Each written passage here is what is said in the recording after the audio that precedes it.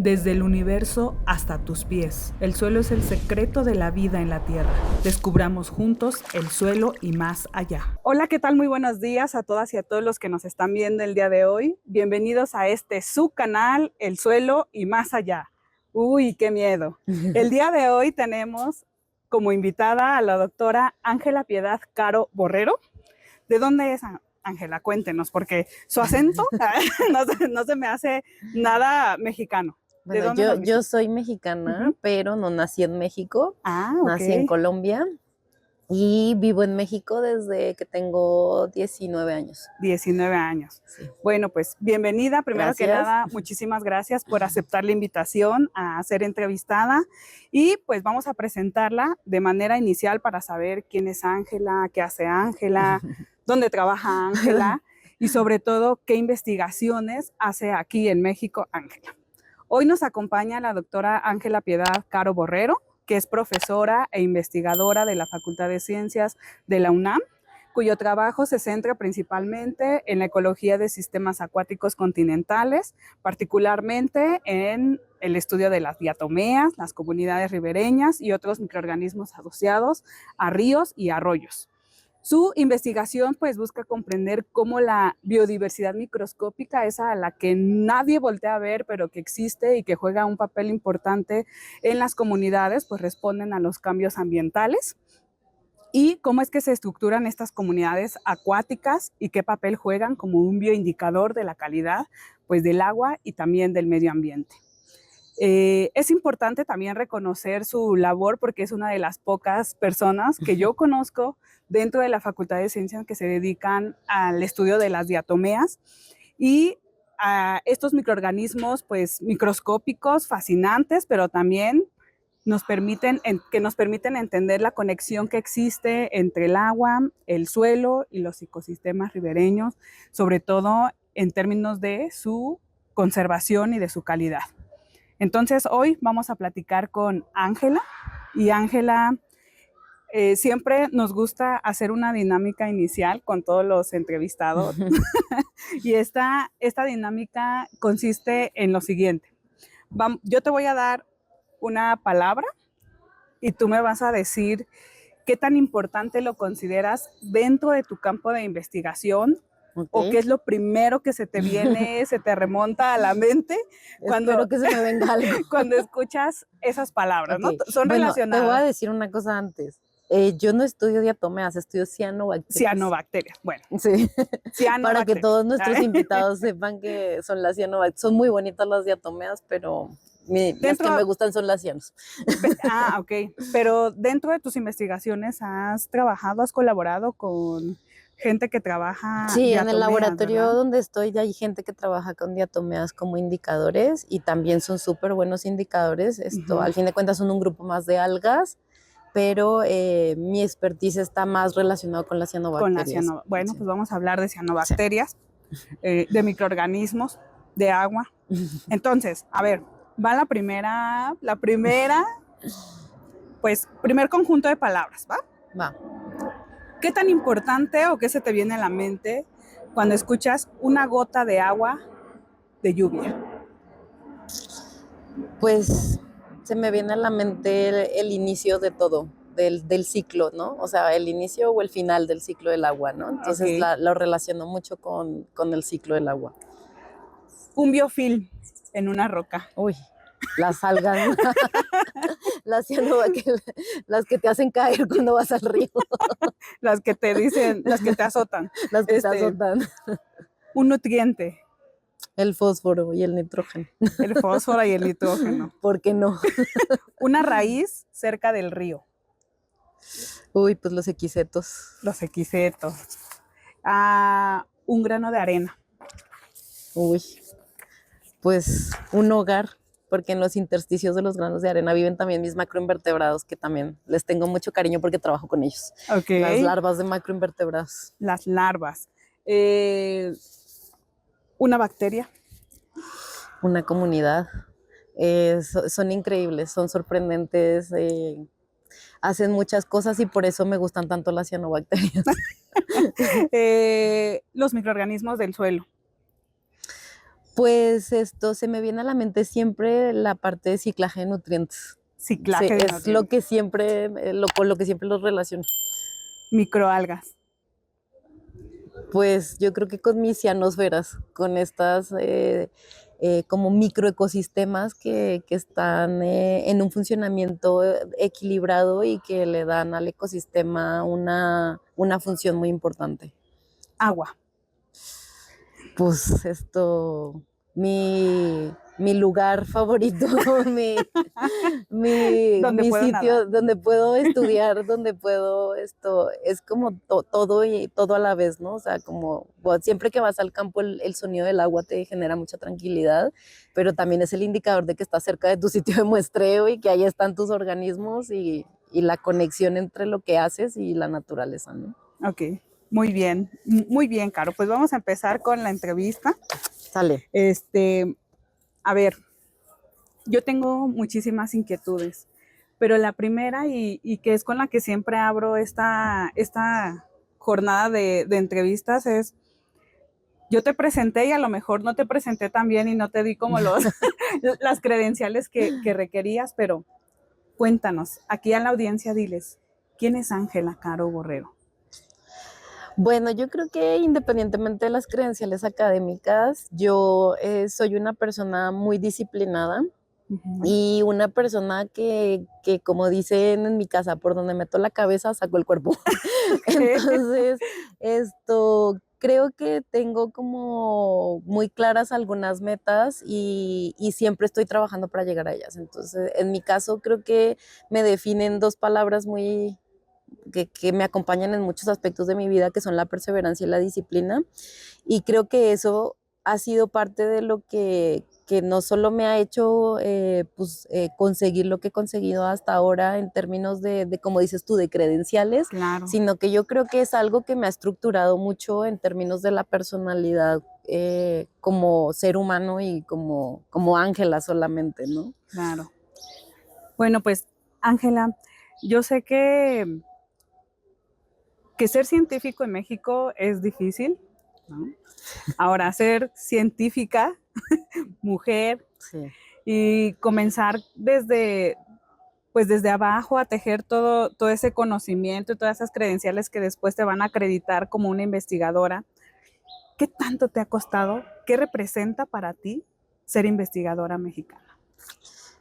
Pues yo creo que es uno de los logros de mi vida, porque esto es lo que yo he querido desde que soy muy, muy pequeña. En realidad yo tenía muy claro que me gustaban mucho las ciencias, pero el camino es muy largo y yo creo que lo sabemos todos los que nos dedicamos a esto. Claro. En particular, yo he tenido un camino bastante largo y bueno, con algunas cosas que se podrían llamar como que han sido atropelladas, pero yo creo que en realidad no, en realidad ha sido como estas cosas que tienen que pasarte para que llegues a donde tienes que llegar. Yo repetí toda mi licenciatura aquí en México, porque yo Ok. casi había terminado mi licenciatura en Colombia, pero nos mudamos a vivir a México cuando yo todavía no terminaba la licenciatura. Y ingresé a la UNAM y ese fue mi primer gran paso, o sea, ingresar a la UNAM. Porque tuve que revalidar todos mis estudios, pero además hacer todo el ingreso como una persona externa y cualquier persona del mundo, ¿no? Pero pues a eso súmale que tienes que hacer todo el proceso de revalidación de estudios y en realidad, pues los estudios, lo que me revalidaron fue muy poco en realidad. Y entonces yo tuve que repetir toda la licenciatura otra vez ¿Qué aquí. fue? ¿Un semestre? ¿Medio semestre? No, ¿Una o sea, me materia? revalidaron 6 materias en realidad. 6 materias. Y casi todas eran optativas. Ok. Pero bueno, le eché muchas ganas y al final pues era cuestión de adaptarme de hacer lo que tenía que hacer para conseguir lo que yo quería conseguir, que era por lo menos en ese momento terminar la licenciatura, ¿no? Ok. ¿Y estudiabas la licenciatura también en biología en Sí, Colombia? sí, Ok. era lo mismo. Y ya la volví a repetir aquí en México y pues una cosa llevó a la otra y seguí muy interesada en ser académica, quería ser científica, pero el camino pues no era solo llegar a ser licenciada en biología, o sea, había que hacer una maestría, un doctorado, un postdoctorado. Y aquí hice mi maestría, y la verdad estoy muy, muy agradecida. México es para mí un lugar muy, muy importante en mi vida porque aquí yo he conseguido, pues desarrollar mi carrera académica y en realidad, pues sí, tienes como muchos tropiezos para llegar a donde quieres llegar, porque al fin de cuentas el camino aquí no es en lineal, Claro, tiene muchos altibajos. claro. Pero yo creo que lo más importante es no perder la motivación de lo que Ujú, quieres hacer. Y aunque a veces pues las cosas no sean como uno se las imagina o no vayan como tan en esa línea directa, creo ujú. que la motivación siempre te lleva a conseguir las metas. Entonces, en mi caso creo que siempre he estado muy motivada y siempre me ha apasionado mucho lo que hago. Yo he transitado por diversas líneas de investigación, eso Ok, también te lo tengo que ok. decir. He hecho varias cosas y tan es así que ahora las cianobacterias son una parte de mi vida, pero no son todo lo que hago. Yo Ah, ok. trabajo desde el punto de vista socioecosistémico, entonces tengo Ujú. en realidad muchos aspectos relacionados con manejo integrado de cuencas, con la parte del socioecosistema, de todos los aspectos que incluyen desde las personas que viven asociadas a los sistemas Ujú. hasta todo el aspecto de políticas públicas y cómo, o sea, cómo cosas que parecen a veces solo relacionadas con temas de ciencia básica, en realidad tienen un impacto importante en la vida de las personas y en el tema del manejo de los ecosistemas, el diseño y la implementación de políticas públicas. Y eso es lo que creo que siempre me ha impulsado. O sea, cuando hice la licenciatura dije, yo no quiero hacer investigación para que se quede en un cajón Claro. y tampoco quiero hacer investigación. De hecho, esa fue mi motivación para cambiar de línea de investigación cuando terminé la Mm, licenciatura. Ahí empecé a hacer cambios, porque no quería que esto se convirtiera solamente en algo de tener artículos para tener credenciales tener y al libros, final esto no impactara en realidad en la vida de la gente que claro. vivía, que sus medios de vida podían realmente depender ampliamente de los Ujú. ecosistemas y sobre todo cómo impactar en la conservación de esos ecosistemas, ¿no? Que a mí me daban para investigar. Claro.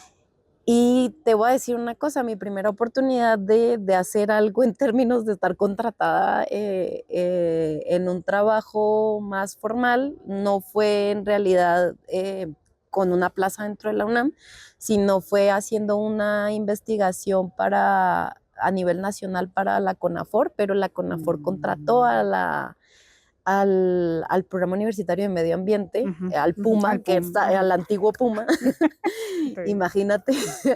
No, pues sí. Te Y, ves joven, y ¿eh? Te ves joven. trabajé, gracias, y trabajé con el Instituto de Ecología y con ese Ah, programa haciendo cosas justo de impacto de políticas públicas en la gente. en la gente. Oh, Y mira. pues después cuando estaba haciendo el doctorado, ya casi finalizando el doctorado, llegó la primera oportunidad de ser técnico académico. Ujú. Y bueno, les voy a contar y te voy a contar otra cosa. Yo no quería ser técnico académico. Y no porque no lo noté demeritativo ni nada por el estilo, sino que mi sueño era ser investigadora. O sea, yo Claro. lo veía un poco limitativo en el sentido de yo no voy a lo mejor no va a poder hacer lo que quiero Ujú, hacer, ujú. pero también dije, o lo tomas o lo dejas. O sea, con las Ju- pocas oportunidades que Un hay. momento de decidir o vas o no vas. Exacto. Claro. Y un poco pensar cuáles eran las oportunidades que había sobre la mesa Ujú. y pensé que a lo mejor ese no era el final, pero era un medio para llegar al final. Claro. Y entonces lo tomé en ese momento, eso fue en el 2016, y creo que fue una muy buena decisión porque estando adentro, pues hice muchísimas cosas para abrirme camino y también ir muy en contra de lo que no debía hacer.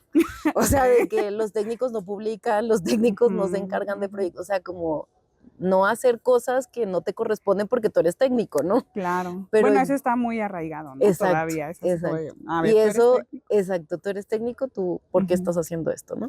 Pero pues yo no lo noto tanto como ir en contra de la corriente, más bien ir a favor de mis sueños y de lo que yo en realidad quería hacer, Ujú. sin descuidar para lo que fui contratada, pero creo que yo tenía potencial de hacer otras cosas. Y al final de cuentas, pues la oportunidad de cambiarme de técnico a profesor llegó en el 2024 y lo conseguí. Sí. Entonces, esto es para que no se desanimen, porque sé que uno se desanima luego mucho porque a veces estás haciendo una cosa que no quieres, pero siempre hay manera de encontrarle a ese trabajo en ese momento un propósito, ¿no? Y Sí. decir, esto tiene un propósito más allá de lo que inmediatamente está ocurriendo y posiblemente esto me va a llevar a saltar a lo que yo realmente estoy buscando, ¿no? Claro. Y en mi caso fue así, pero no pasó de la noche a la mañana. No, pues nada, hay que picar piedra, ¿no? Y Exacto, hay que ser constantes en la vida. Y exacto. a ver, me genera otra inquietud, Ángela. Dime. ¿Cuándo decidiste que era biología? Y no era derecho, no veterinaria, no medicina, era biología. Uy, pues muy chica, la verdad. O sea, yo sí pasé por la transición de médico veterinario. O sea, creo que todo biólogo pasa por lo del médico. Claro. Yo sí quería ser médico veterinario porque de hecho mi papá era médico veterinario, entonces Ah, yo ok. tenía como mucho contacto desde muy pequeña con animales y con la naturaleza y pues con este mundo más campirano. Y entonces esto me gustaba esta parte de ser médico veterinario, pero bien pronto me di cuenta que no iba a ser capaz Te desmayabas cuando veías. exactamente, o sea, lo de la sangre fue un limitante importante. Y entonces siempre tuve como muy buenas habilidades y aptitudes para las ciencias biológicas, para todo este aspecto de química y me gustaba muchísimo y sabía que por ahí iba la cosa. Ok, Entonces muy pronto, o sea, yo creo que yo desde la secundaria ya tenía muy claro que quería ser bióloga.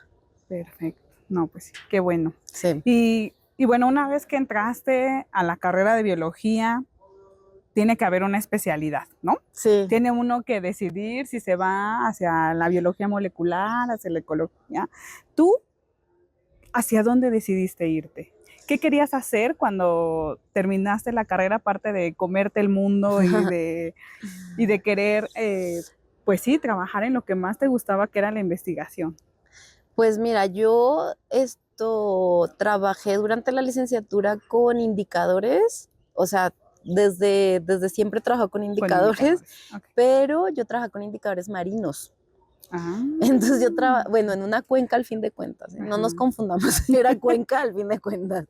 Entonces yo trabajaba con foraminíferos bentónicos y Para con mí. indicación de foraminíferos bentónicos. Entonces, en realidad, lo de los foraminíferos, no le empecé, o sea, es un mundo súper padre, la verdad, y son súper buenos indicadores, pero como que yo quería tener un contacto más cercano con la gente. Ok. En realidad eso era como lo que yo sentía que tenía que hacer y Ujú. con este aspecto de la indicación en los foraminíferos, no está tan ligado con las personas en realidad, no porque no sean importantes, sí porque no nos indiquen aspectos interesantes, por ejemplo, del clima o de Ajá. cambios en las masas de agua, sino porque como que nadie vive dentro del mar, ¿no? O sea, Claro. vivimos cerca, pero no nos sentimos como tan En relación, ajá. conectados porque en realidad de donde tomamos agua para beber y para todas las actividades es más de un río, de un embalse, de un lago, pero no estamos tan conectados porque dentro de las cuencas sí que es verdad que podemos vivir, ¿no? O sea, y Ujú, de hecho las primeras civilizaciones cómo se establecen pues al lado de un cuerpo de agua, ujú. pero suele no ser un cuerpo de agua marino porque no tenemos como pues las estrategias así rapiditas en la casa para desalinizar el agua, ¿no? Pues para pronto, ¿no? Te metes a nadar y ya se Exacto. te mete el agua y Y ya estás no llorando. puedes, ya estás llorando exactamente. Y a ver, cuéntanos, hablas de bioindicadores o indicadores, ¿no? En este caso, ¿qué es un indicador y cómo dentro de la investigación se utiliza para detectar anomalías o qué es? Pues son organismos que son sensibles a algún cambio dentro del ambiente donde viven, ¿no? Entonces, para describirlo de una forma muy sencilla, estos organismos que son buenos indicadores y se les llaman buenos indicadores justo porque tienen una reacción metabólica, fisiológica, incluso algunos morfológica o conductual a cambios relacionados con el ambiente donde Ujú. viven. Y estos cambios pueden ser a diferentes variables, es decir, pueden ser a variables físicas, a variables químicas o incluso a variables morfológicas o hidromorfológicas, hablando en el caso de las cuencas, es decir, si yo derivo el cauce, si entubo el cauce, o si una parte del cauce, o si estoy haciendo extracciones de agua, o si represo el cauce. Entonces, estos organismos responden a estos cambios, ¿no? Y la respuesta a estos cambios yo la puedo evaluar, ¿no? Entonces, puedo evaluarla desde diferentes métricas o desde diferentes aspectos de este organismo, sobre todo de la biología de este organismo. Es decir, pueden haber métricas relacionadas, por ejemplo, con la reproducción, con la conducta, con la morfología, con la manera en cómo obtienen el alimento, quizás a lo mejor a veces con la talla, con aspectos que me muestran que está respondiendo a un cambio dentro del lugar donde está viviendo, ¿no? Dentro de su ambiente. Dentro de su ambiente. Y en este aspecto, pues no todos son indicadores, ¿no? Sino hay algunos que son más indicadores, o sea, que son indicadores. Y dentro del campo de tu investigación, las cianobacterias, cuéntanos, ¿pueden ser también indicadoras? Sí, son muy buenas indicadoras. Yo trabajo con macroinvertebrados bentónicos, que son estas larvitas. En general, la mayor parte de los macroinvertebrados bentónicos pertenecen a los insectos. Entonces, los insectos pues suelen dejar sus larvas en el río, en este caso también en los lagos, en los cuerpos de agua dulce. Vamos a hablar particularmente de lo que yo trabajo. Y nosotros estudiamos estas larvas, y las larvas son particularmente sensibles porque, por ejemplo, por la difusión de oxígeno, por la forma en cómo obtienen el alimento. ¿Qué comen Las larvas pueden comer de todo, o sea, las larvas de los insectos en particular son un eslabón muy importante de conexión entre el ecosistema terrestre y el ecosistema acuático. Entonces aquí viene una parte muy importante porque viven asociadas al ventos, es decir, al suelo básicamente del lecho del río o del lecho de un lago, pero también están muy conectadas con lo que ocurre en el ecosistema terrestre porque muchas de ellas dependen de la incorporación de materia orgánica terrestre. Entonces van desde filtradores, trituradores, de los que son depredadores también. Entonces, estas generan como posiciones en toda la red trófica y en realidad están conectando todos estos ciclos de materia y energía dentro del sistema acuático, pero no solo dentro, sino con el sistema terrestre. Porque dependemos mucho de que la vegetación esté conservada, de que el uso de suelo no haya sido modificado, y en ese sentido, pues aprendiendo muchísimo, porque en un principio iniciamos como con estudios que relacionaban tanto algas macroscópicas, cianobacterias, que bueno, mucha gente las reconoce también como si fueran algas macroscópicas, y con las macroinvertebrados bentónicos, relacionando justamente qué ocurría con el trecho, el tramo de río que colectábamos. Pero pronto nos dimos cuenta que había una conexión incluso mucho mayor y que respondían a cambios, por ejemplo, en el cambio de uso de suelo, ¿no? Y entonces el cambio de uso de suelo, pues muchos metros adentro, cientos de metros más adentro, estaba generando un impacto importante en el ecosistema ripario. Y esto pues al final tiene una repercusión con la parte terrestre porque estas larvas al final van a eclosionar y van a ser parte del sistema terrestre, ¿no? Entonces este trabajo básicamente no solo es como indicar qué es lo que ocurre realmente dentro del río, sino qué es lo que pasa fuera del río que también tiene repercusiones dentro de. Y entonces ahí hablamos de escurrimiento de nutrientes, por a lo mejor cambios de uso de suelo que están abocados a los cultivos, que tampoco tienen que ser grandes extensiones de cultivos, pero si hay un cambio de uso de suelo, estos organismos lo resienten. Las cianobacterias en particular, pues son organismos que tienen varias habilidades, algunas de ellas son organismos capaces de fijar nitrógeno atmosférico, y entonces esto pues nos está hablando de diferentes estrategias que están relacionadas con la cantidad de nutrientes que hay en el agua. Entonces, si estamos encontrando, por ejemplo, muchas cianobacterias que son fijadoras de nitrógeno, somos capaces, por ejemplo, así nada más de reconocer que en el ecosistema acuático hay déficit de nutrientes. Entonces estamos hablando de un sistema oligotrófico, ¿no? Un sistema que no tiene un enriquecimiento orgánico. Y eso nos dice también que entonces no hay actividades humanas cercanas dentro de la cuenca que pudieran estar aportando. afectando o aportando, ¿no? Entonces decimos, bueno, si esto está así, esto quiere decir que entonces no hay grandes cambios de uso de suelo dentro de la cuenca, ¿no? Ok. Que pueden ser motores y no pueden, son motores de cambio muy importantes de la comunidad acuática. Y a Ujú. veces nos pensamos que no importa que hayan actividades antropogénicas cercanas e incluso, pues, como aisladas, y entonces decimos, no, son 5 restaurantes, ¿no? Pero tienen un Solo impacto 5. importante, Ajá. solo 5, ¿no? Pero tienen un impacto realmente importante en estas comunidades que son muy sensibles. Sí. Hay organismos que son más tolerantes, es decir, que pueden vivir en un amplio rango de condiciones ambientales y entonces van a tolerar diferentes concentraciones de nutrientes en el agua, pero también pueden tolerar diferentes, por ejemplo, caudales, entonces pues pueden tanto vivir como en secas como en lluvias Ujú. y entonces pues no les afecta mucho porque tienen estrategias de adaptación. De hecho, las cianobacterias son algunas muy buenas y se adaptan.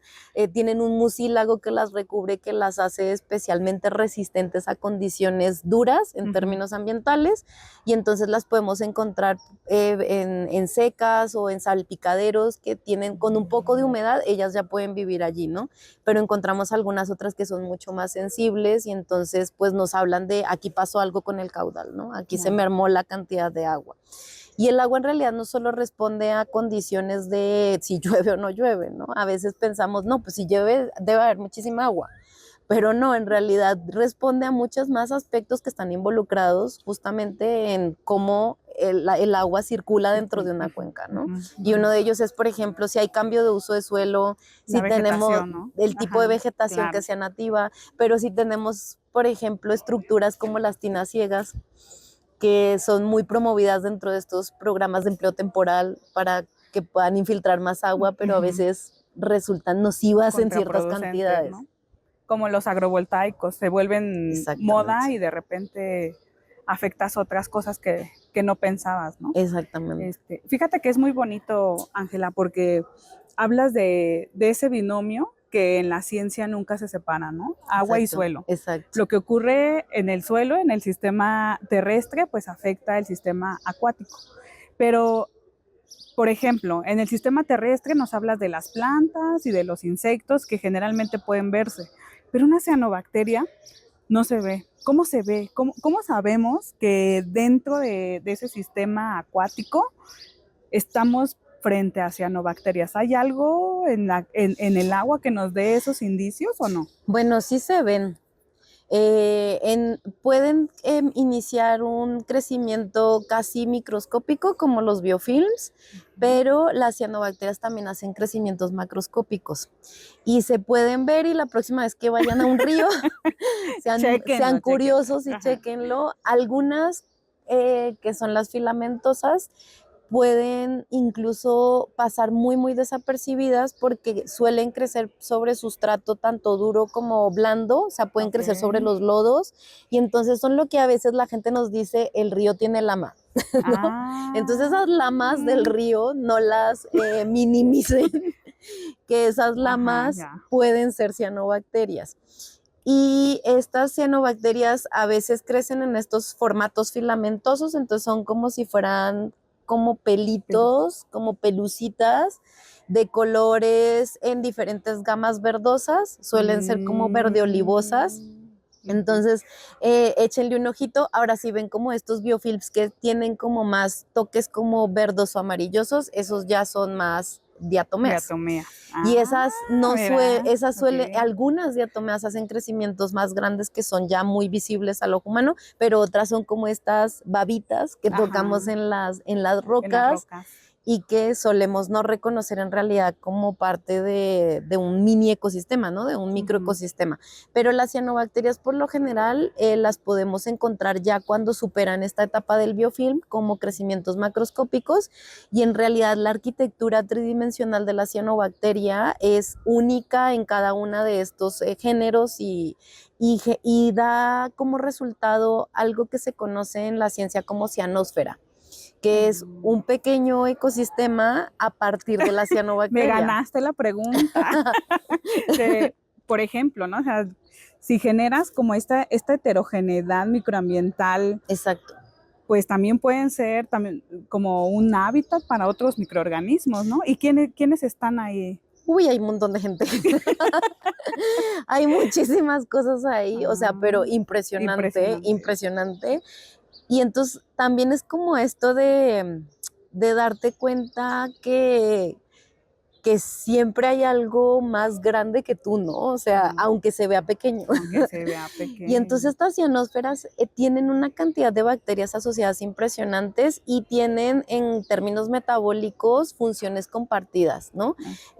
La cianósfera al tener esta estructura tridimensional y al funcionar, o sea, está estratificada en realidad la cianósfera, ¿no? Entonces tenemos desde la capa de arriba y nos vamos hacia las capas más bajas hasta las que están en contacto directamente con el substrato, y asimismo piensen que en esa cianósfera hay una difusión de oxígeno, por ejemplo, y hay difusión de nutrientes, y entonces en función de esta difusión de oxígeno, de nutrientes, vamos a encontrar diferentes procesos metabólicos y entonces diferentes bacterias, por ejemplo, que se encargan de diferentes cosas, ¿no? Entonces a lo mejor en la capa más baja tenemos ya alguna zona con un decremento importante de oxígeno.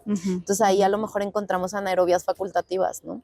Pero hasta arriba encontramos incluso a veces pues una hiperproducción de oxígeno, ¿no? Entonces ahí está como la mayor asimilación de materia orgánica. Pero también encontramos macroinvertebrados. Entonces las cianobacterias hacen ¿estos macroinvertebrados vinazgo. se las comen? No necesariamente. Solamente las pueden habitar. Las pueden habitar, o sea, se las pueden comer. Hay algunas cianobacterias que tienen unas relaciones mutualistas únicas con, por ejemplo, algunas larvas de mosquitos no picadores. Y estos mosquitos les confieren formato de oreja a estas cianos. O sea, las colonias son unas colonias mucilaginosas que son como globitos, pero en el momento en que son colonizadas por la larva del mosquito, el mosquito va dándole una forma, porque el mosquito va yendo de un lado al otro consumiendo tejido cianobacterial. Y va paseando como de un lado al otro de esa orejita. O sea, todo esto es en un formato, hagan de cuenta, la mitad de una uña. Y entonces son súper chiquititos, esto que ocurre es súper chiquitito. Y entonces al final el macroinvertebrado con esto ir y venir para buscar su alimento en el tejido cianobacterial, pues le confiere una forma de oreja a la cianobacteria.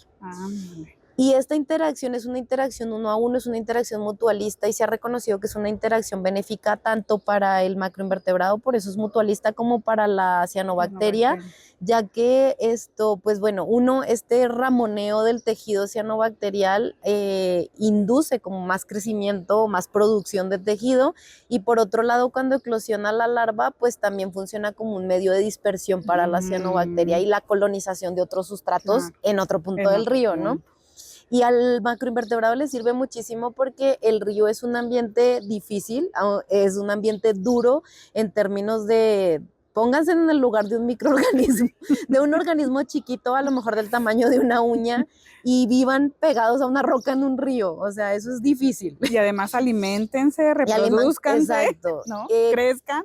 Consumir alimento cuando el alimento viene corriendo, o sea, el río es un sistema que pues generalmente tiene una corriente que tiene cierta velocidad, ¿no? Y entonces esa velocidad pues hace que atrapar alimentos sea complicado. Entonces muchos organismos son filtradores y la cianobacteria, al igual que algunas macrófitas, son estos espacios en donde se acumula la materia orgánica.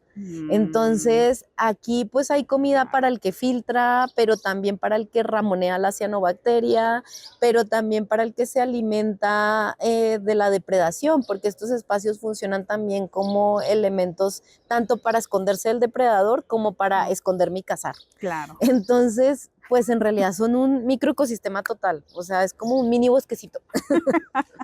Ay, Ángela, a ver, ¿y por qué de todo lo que hay en la ecología y de hecho en las materias de botánica, en zoología, te meten información siempre de las cosas macro o mega? ¿cómo fue que te interesaron las cosas microscópicas? O sea, ¿cómo fue que llamó tu atención, pues desde los foraminíferos hasta las cianobacterias y a veces las diatomeas, ¿no?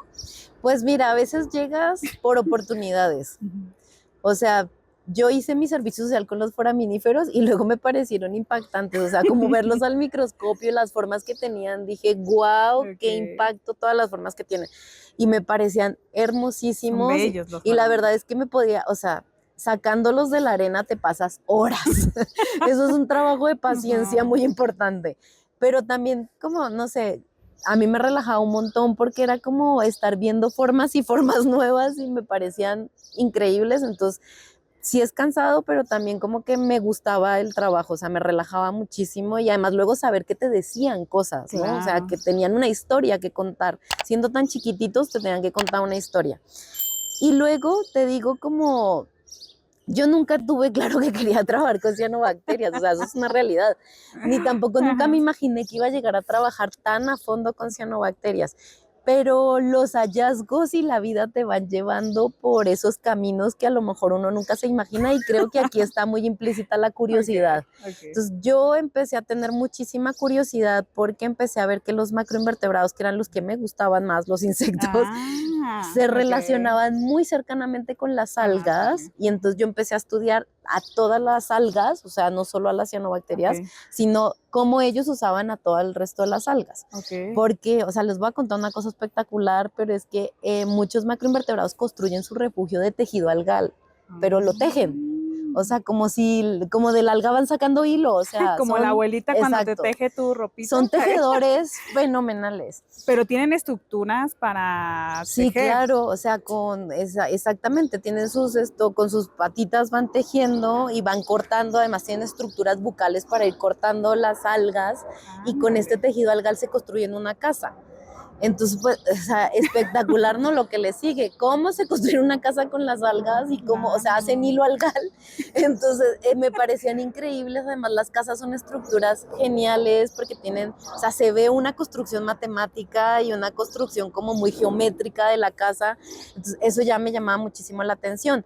Pero cuando empecé a estudiar los macroinvertebrados, o sea, encontrarme macroinvertebrados asociados a las algas, porque yo en un principio estudiaba los que están en el bentos, pero entonces me empecé a dar cuenta que las algas tenían una función importante porque eran ese sustrato ecológico orgánico que les daba casa también. Claro. Entonces las empecé a colectar todas, pero muy pronto me di cuenta que les gustaban muchísimo las cianobacterias y que donde encontraba mayor cantidad de asociaciones eran las cianobacterias. Entonces me empecé como a ir hacia las cianos, pero en un principio como enfocadas un poco en esta relación que tenían.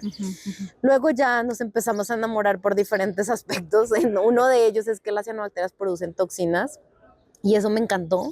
¿Como los exudados de las raíces? Exacto. Entonces producen cianotoxinas, pero esas cianotoxinas tienen un impacto importante en organismos como los vertebrados. Son neurotoxinas en algunos casos y entonces pues esto pues tiene un impacto en el sistema nervioso central.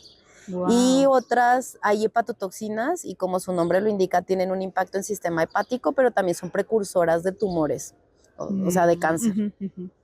Y algunas otras son dermatotoxinas y entonces ahí sí ya dije, esto me encanta, o sea, vamos, hacen de todo.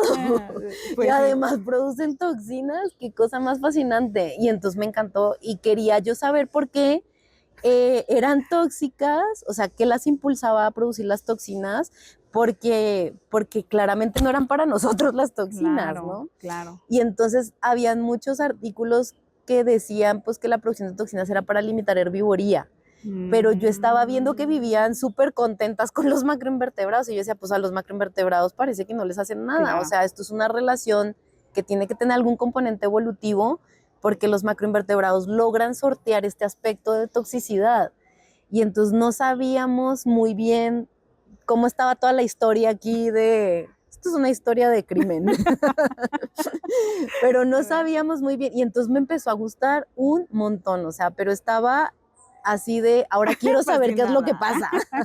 Oye, yo tengo ahí una inquietud grandísima. Dime. A ver, ¿cómo sabes que una cianobacteria libera sustancias que pueden ser tóxicas para los microinvertebrados.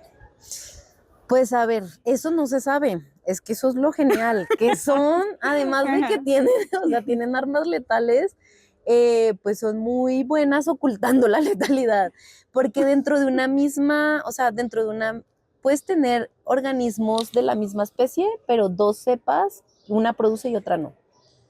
Entonces, o sea, no todas las cianobacterias producen toxinas, no todos los crecimientos masivos de bacterias están produciendo toxinas y las toxinas están intrínsecas incluso dentro del metabolismo primario. O sea, están regulando incluso, por ejemplo, aspectos relacionados con fotosíntesis, algunas se anclan a tilacoides para fotoprotección, algunas están relacionadas, por ejemplo, con el fenotipo de la colonia, entonces regulan crecimiento, entonces, o sea, son espectaculares. Yo pensaba que solo servían como un mecanismo disuasorio. Y en un principio, pues, o sea, empecé a leer y decía, no es un mecanismo disuasorio para herbivoría, pero en realidad tienen 3.500 millones de años, o sea, estaban mucho antes que cualquier invertebrado y que nosotros, obviamente.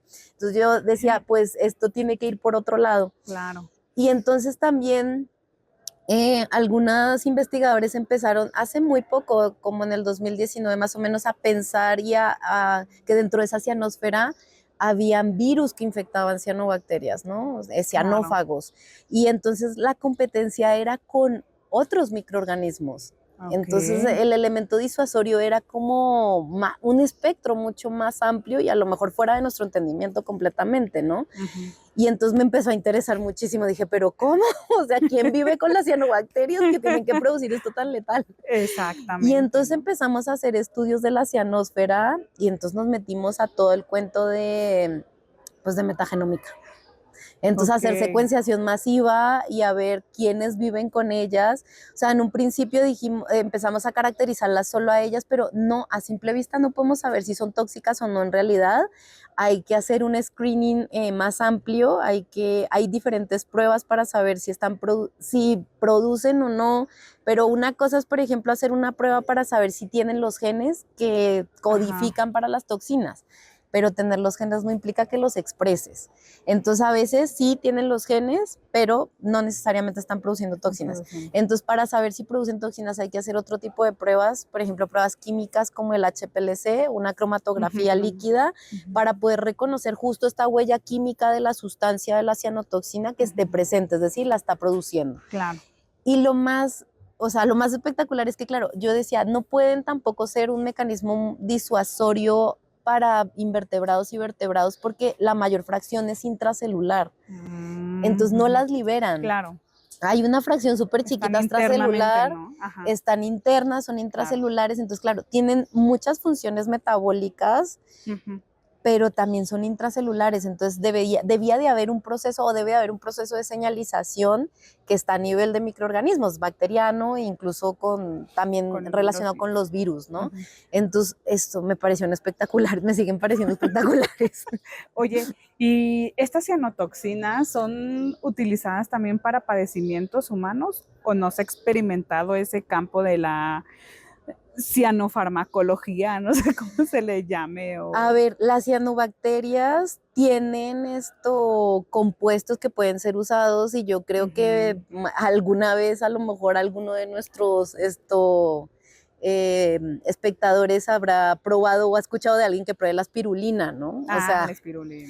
Que tiene muchas propiedades y que bueno, de todo, ¿no? Pero las cianotoxinas como tal son metabolitos que sí tienen un impacto importante en todos los organismos que tenemos sistema nervioso central.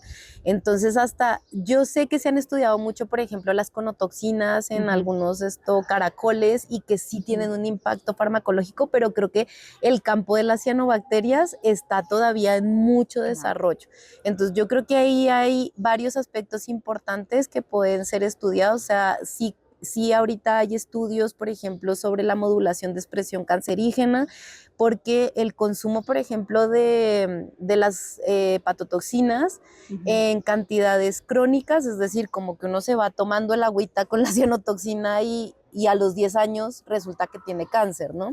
Entonces, esto es consumo crónico en bajas dosis y sí se está explorando justamente mecanismos de señalización celular asociados justamente a esta capacidad que tienen de generar estas tumuraciones en el largo plazo y por lo tanto sí que creo que tienen que tener alguna aplicación farmacomédica, pero eso yo creo que sigue estando en estudio. En estudio, ¿no?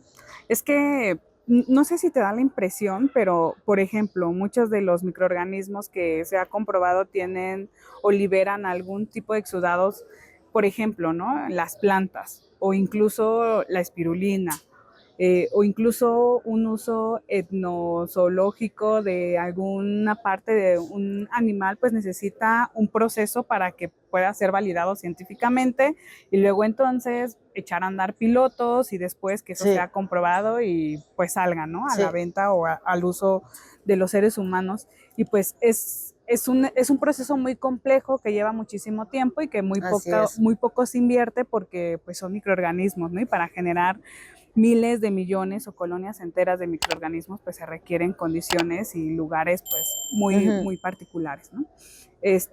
Y a ver, Ángela, cuéntanos, ahorita qué es lo que andas haciendo, o sea, en qué andas metida, en qué meollo andas En metida, varias cosas.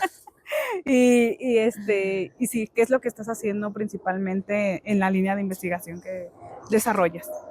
Mira, yo trabajo con dos cosas en paralelo, con la parte del socioecosistema y con la parte ya más ecológica, así como vamos a llamarlo ciencia básica, que pues no es tan básica, pero es como, o sea, se le llama así porque es la base para otras cosas, ¿no? Ujú.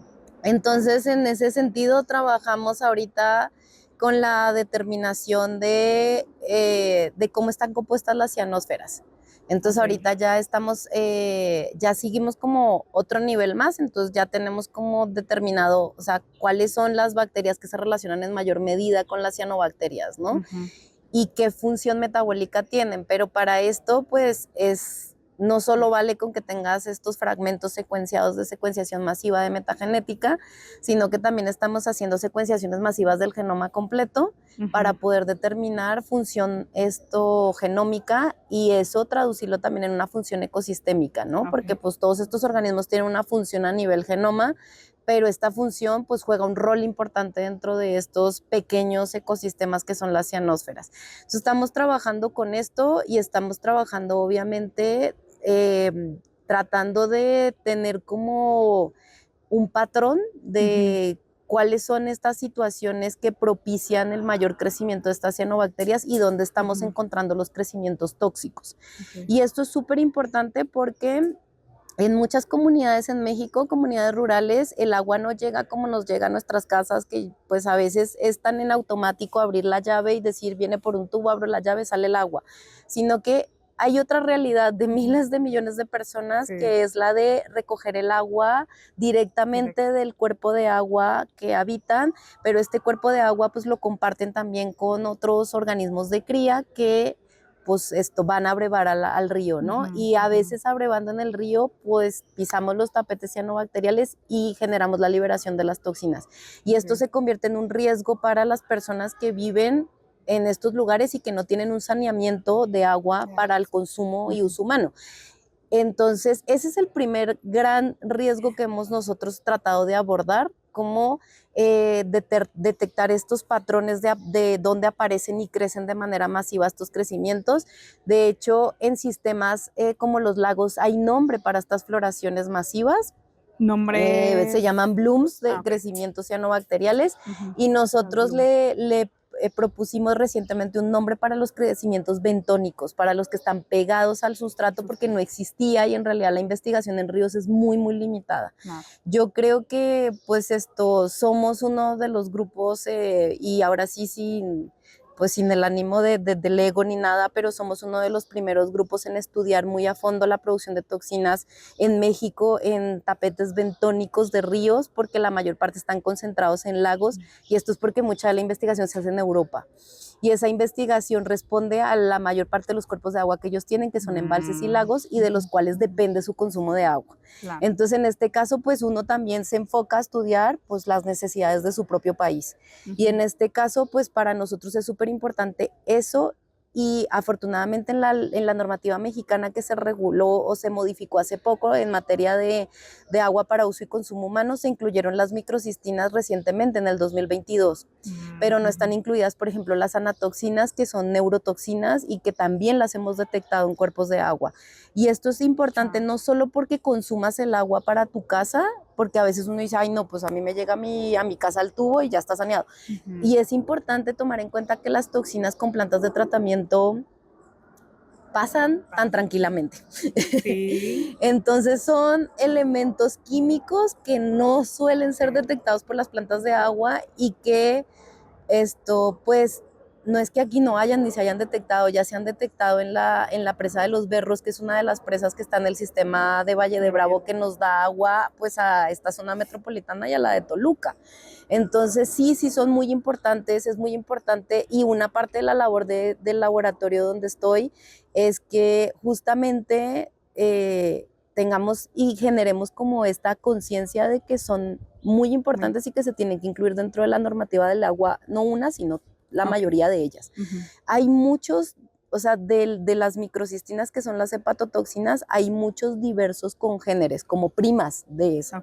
Entonces, hasta ahorita hay detectadas 200 congéneres. Entonces son un montón, y eso sin incluir que en México tenemos una diversidad poco explorada de cianobacterias. O sea, nosotros siempre que vamos y secuenciamos, o sea, son nuevos y nuevas especies y especies nuevas. Entonces sí, son súper importantes en ese sentido, pero también la relación que tienen con las personas. Entonces, ¿dónde están apareciendo, no? O sea, están asociadas a ciertas actividades humanas, y luego qué cuidado tiene que tener la gente que está viviendo cerca de estas zonas donde hay crecimientos importantes. Y lo otro también es que muchos cuerpos de agua se usan a nivel recreativo, y a nivel recreativo pues también hay una normativa internacional que regula la concentración de cianotoxinas, porque pues si te caes al agua, si tomas agua, si estás expuesto, pues ahí también tienes una ingesta. Pues imagínate caerte al cuerpo de agua ahí en Xochimilco, Pues ahí ¿no? hay, por ejemplo, en los canales de en los Xochimilco canales hay, de y si te das Xochimilco. un chapuzón con tomadita de agua, pues te tomaste otra cosa también.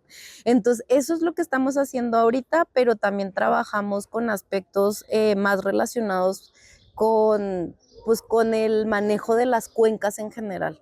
Entonces, no solo es, o sea, es lo que nosotros vemos que ocurre en el río, pero también es un poco evaluar las actividades que ocurren cercanas a la cuenca, con las personas participando de por medio. Entonces, nosotros estamos muy comprometidos en el Laboratorio de Ecosistemas de Ribera, y de estar tratando de empoderar a la gente con información. Claro. Entonces hemos diseñado diversos talleres participativos, por ejemplo aquí en el suelo de conservación, y nosotros diseñamos kits de monitoreo que pues son artesanales porque los diseñamos nosotros mismos dentro del laboratorio con todos los alumnos que son súper participativos, y entonces en ese caso les proporcionamos a ellos este tipo de manuales donde está pues un manual impreso, pero también están las charolas para sacar los bichos, microscopios de estos como portátiles, redes de colecta, para que ellos puedan ver lo que hay dentro de sus cuerpos de agua y sepan qué potencialmente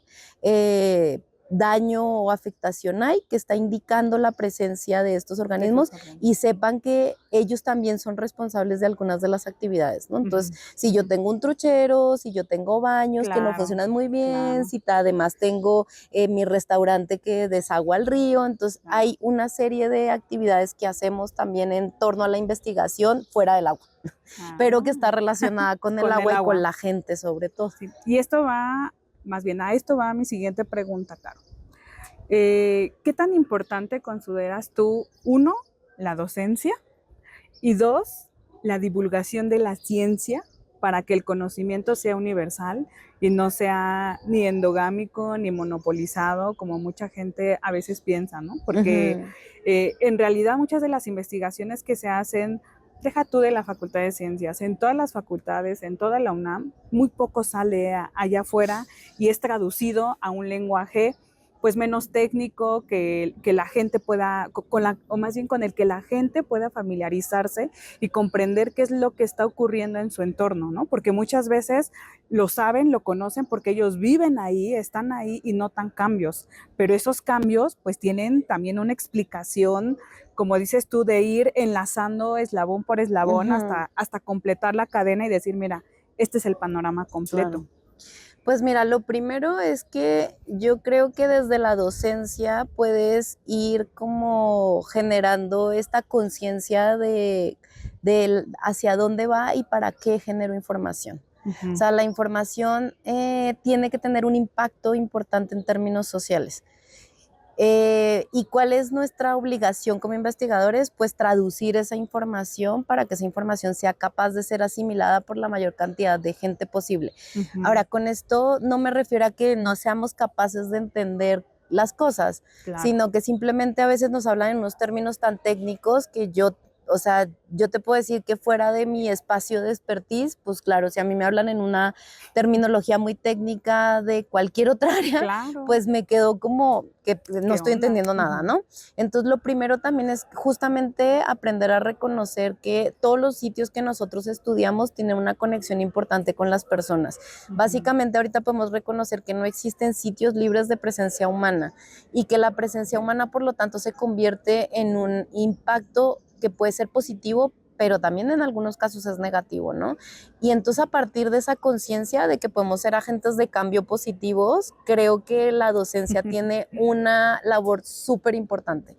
Entonces los alumnos se tienen que dar cuenta que cuando llegas, que el sueño de investigar no es publicar solamente, sino también ver cómo lo que tú haces puede cambiar las formas de vida, las estrategias de vida, de las personas que viven dentro de los ecosistemas que nosotros estudiamos, ¿no? Y cómo no solo eso, sino que también podemos incidir en muchos aspectos, por ejemplo, de el diseño de políticas o cómo se implementan estas políticas o estrategias o programas que a veces no tienen la información completa, ¿no? Entonces nosotros pues seríamos esos agentes encargados de generar esta información completa. Y esto, aquí viene mi segunda como recomendación muy importante, y es que obviamente nosotros no somos seres individuales capaces de llegar a hacer todo este tipo de cosas. En el laboratorio donde yo estoy, obviamente trabajo con el doctor Javier Carmona también, pero además hay una serie de alumnos que son súper proactivos y que además son súper chambeadores y que obviamente sin este equipo de trabajo, pues yo no podría estar aquí dándote esta entrevista, ¿no? O sea, como que los sueños y las metas se cumplen, pero también se cumplen cuando vas cobijado por un buen equipo de trabajo, ¿no? Y para mí haber encontrado dentro de la propia facultad alumnos con los que llevo casi 10 años junta, o sea, ya son una cianósfera. Ya somos una cianósfera, ya estamos unidos de muchas maneras, pero esta comunidad que se genera en términos académicos es una comunidad que trasciende a las comunidades que nosotros visitamos cuando estudiamos. Y se va generando esta conciencia de, a ver, aquí vinimos sí, a lo mejor sí vienes por tu tesis, pero también es necesario que pongas tu tesis en palabras muy sencillitas y cómo vas a transmitir esto a la gente. Entonces, un compromiso que tenemos en el laboratorio siempre es que los alumnos regresan su información a los lugares de donde la sacaron, en la medida de lo posible. A veces tampoco se puede, ¿sabes? Porque o mandamos los manuales, porque los lugares de estudio están muy, muy lejos, y entonces pues también hay una limitante en términos de recursos y de tiempo que todos tenemos, esa es la verdad. Pero en todos los espacios en los que se puede enviar la información, hacerla llegar de alguna manera, la información está en esas comunidades en muchos formatos, en manuales, en trípticos, en carteles, en charlas que nosotros mismos vamos y damos, y eso creo que es la pieza fundamental de sentir que lo que haces sirve para algo en realidad. Sí, no, qué bueno, bravo, muy bien. Yo creo que la divulgación de la ciencia y la docencia van muy de la mano, y justo en el compartir la información y el conocimiento que uno genera, ¿no? Uno no es nada sin el equipo de trabajo que tiene ahí al lado. Y bueno, para ir cerrando la entrevista, porque ya el sol nos está comiendo, ya parecemos camarón. Pues finalmente, ¿cuáles han sido tus últimos sitios de trabajo dentro de la investigación y, bueno, que tú has realizado? Y segunda, ¿cuáles son los principales retos que tú observas en la ciencia o en el quehacer científico mexicano en torno a los microorganismos del agua? Pues mira, los sitios que tenemos de estudio, básicamente el estudio más intensivo que tenemos está dentro de la propia Cuenca de México. Ok. Entonces hay como mitos de que no tenemos ya ni ríos ni nada, y esto no es cierto. Por favor, desen una vuelta por toda la zona boscosa de la Cuenca de México. La Cuenca de México no es solo la Ciudad de México, Claro. o sea, es una parte importante, pero no solo la Ciudad de México. Entonces tenemos muchísimos escurrimientos dentro de la Cuenca de México, pero también hemos estudiado la Cuenca del Balsas, la del Pánuco, la del Usumacinta y la del río Grijalva. La del río Grande de Comitán. Okay. En Chiapas. Ahí estudiamos parte del efecto de las cianobacterias.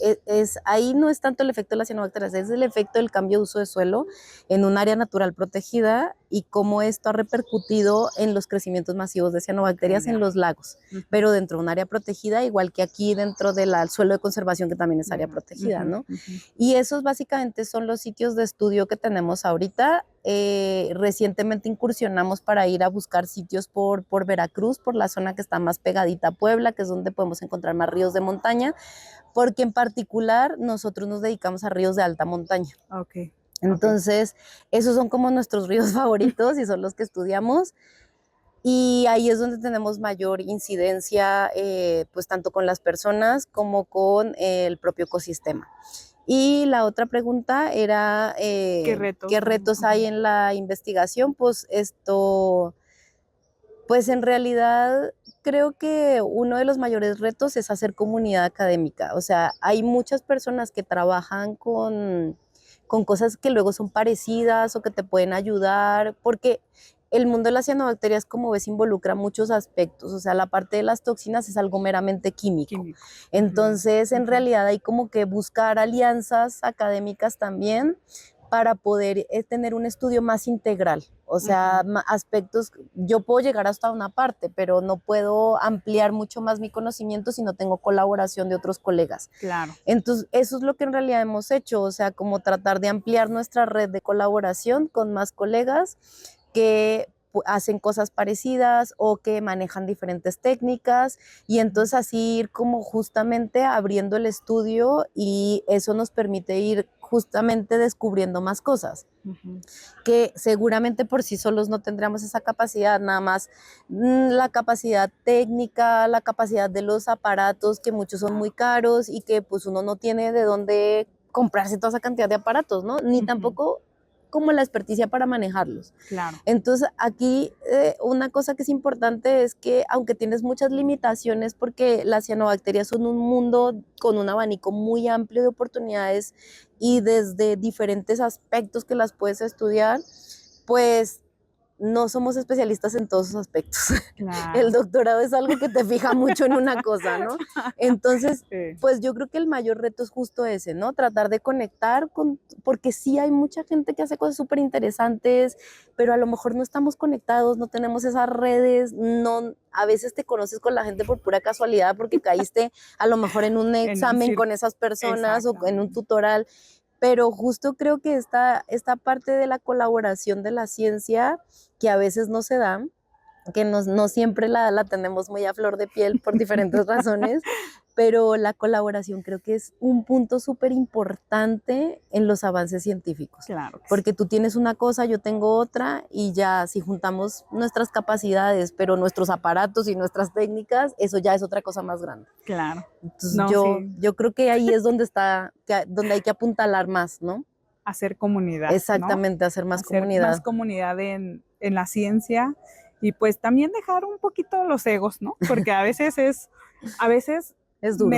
Es duro porque pues consideramos que somos todólogos y que todo lo podemos, pero en realidad, como bien lo dices, el conocimiento está particionado, pero cuando ese conocimiento particionado lo haces un pastel grandote con varios conocimientos particionados, pues puede hacerse una sinergia muy bonita y el conocimiento pues puede salir a flote, ¿no? Sí, por supuesto. En realidad, creo que estas diferentes visiones son las que enriquecen de manera muy importante la investigación. O sea, mi visión es una y es desde mi expertise, pero creo que compartir mi visión con otros académicos ha sido fundamental para darme cuenta de cosas que pues que a lo mejor yo las tenía en la cara y no me daba cuenta, o que pues no eres el que tiene todas las ideas. Sí, Y también de manera muy importante, los alumnos luego suelen llegar con muchas ideas que son súper eso es padres, cierto, que claro que pues son muy novedosas y tienen mucho ímpetu de muchas cosas. Y creo que eso también es una parte súper importante porque este arrojo, este ímpetu también te impulsa y te claro. hace pues decir, bueno, ¿y por qué no? Voy a hacer una cosa que nunca en la vida he hecho, pero la vamos a hacer. Ajá. Y creo que eso ha sido una parte importante pues, del equipo de investigación del cual yo soy parte y es como atrevernos, que hemos sido atrevidos en meternos en muchas cosas Ujú, e incursionar en muchas otras, pero que han tenido, que nos han puesto a estudiar un montón, que nos han claro. sacado por completo de la zona de conocimiento que teníamos muy dominada, pero que al final nos han traído grandes satisfacciones. No, pues qué bueno que se han atrevido a romper sus Sí, propios límites y a salir de su zona de confort. Y bueno, finalmente llegamos al final de esta entrevista. Muchísimas gracias, pero sin antes irnos sin un mensaje, ¿va? A ver, ¿qué mensaje le darías a los jóvenes, a los hombres, mujeres que nos están viendo directamente el día de hoy, desde tu campo de investigación, desde Ángela como persona, como mujer, como científica, como mexicana, que pueda ayudarlos a impulsar, como a motivarlos en este campo del conocimiento cotidiano, científico, como ellos lo quieran ver, ¿no? Porque hay gente allá que se dedica a la ciencia, pero también hay gente que nos ve que no necesariamente es científica, claro. ¿no? Pues yo creo que lo más importante es no perder la curiosidad ni perder tampoco el propósito de llegar a una meta.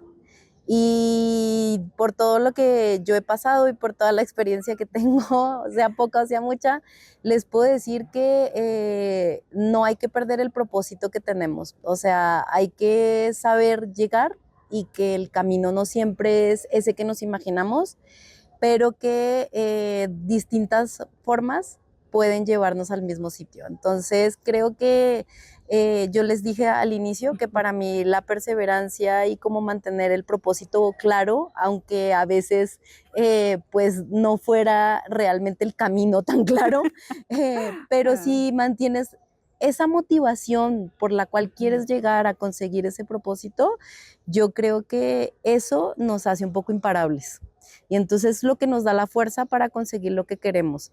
Y lo segundo es que atrévanse, sean muy atrevidos con todo lo que quieran conseguir, porque la verdad es que, claro, el miedo está, no voy a decir que no, o sea, a uno le da miedo a hacer cosas que nunca ha hecho y cómo las voy a interpretar y de dónde voy a sacar los datos, pero creo que cuando tenemos la convicción de algo, hay que atreverse.